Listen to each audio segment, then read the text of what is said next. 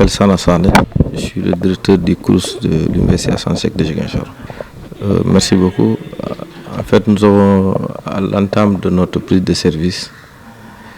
nous sommes entretenus avec les agents du CROUS. Nous avons jugé nécessaire qu'avant d'entrer en matière, déjà d'initier une formation en planification stratégique et aussi en gestion axée sur les résultats pour être en droite ligne avec les orientations stratégiques du chef de l'État, mais aussi en phase avec la lettre de politique sectorielle du ministère de l'Enseignement supérieur, de la Recherche et de l'Innovation, pour répondre au mieux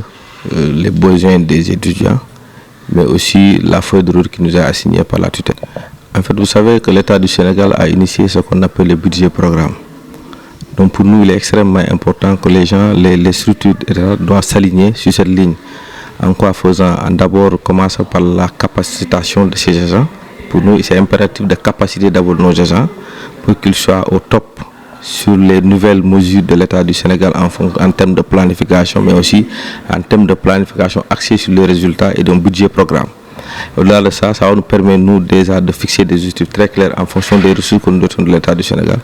mais aussi d'améliorer davantage notre gestion au quotidien. Parce que pour moi, un agent doit être capable de planifier une activité,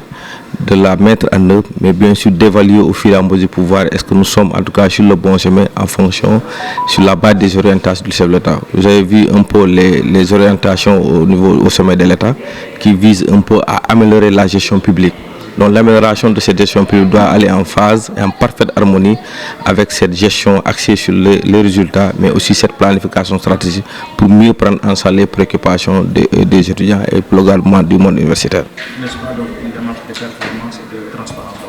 Bien sûr, effectivement, parce qu'en fait nous avons prôné pour une gestion participative, mais aussi une gestion transparente des deniers publics, mais aussi une gestion comme les performances. Nous allons mettre l'accent sur des critères de performance. C'est pour cela, avant d'évaluer quelqu'un, il faut le capaciter pour qu'il puisse avoir en tout cas les bases nécessaires pour mettre en œuvre sa mission. C'est en ce moment que nous allons mettre en place des critères de performance pour évaluer nos agents et répondre aux besoins ponctuels du ministère de l'Enseignement supérieur, mais aussi aux orientations stratégiques du chef de l'État.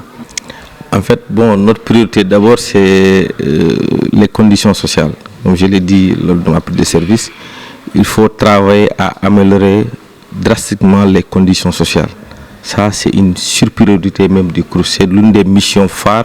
du CROUS.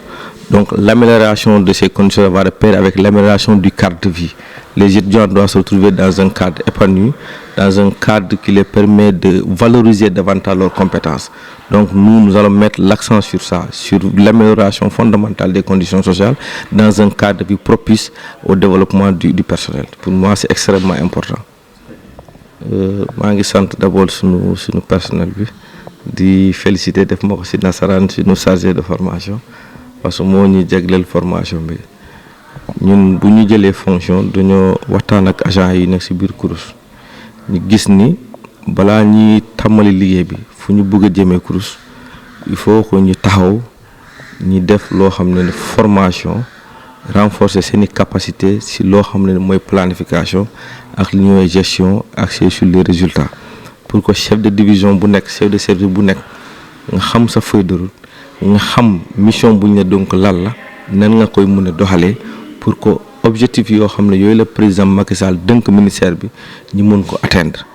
te deuxième chose aussi dañoo bëgg a teg ay critères de performance pour que ñu évaluer suñuy agent ci seen liggéey donc évaluation pour ñu mën ko def il faut que nit gi xam d'abord li ñu ko dënk lan la nan la koy doxalee bu boobaa mën nga évaluer au fur et à mesure pour corriger yeneen manquement yi mais jàppale ko aussi moom samay ses performances et troisième élément boo yoree agent il faut faire un recyclage. Parce que nit bu defee exercice pendant 2 ans 3 ans day baax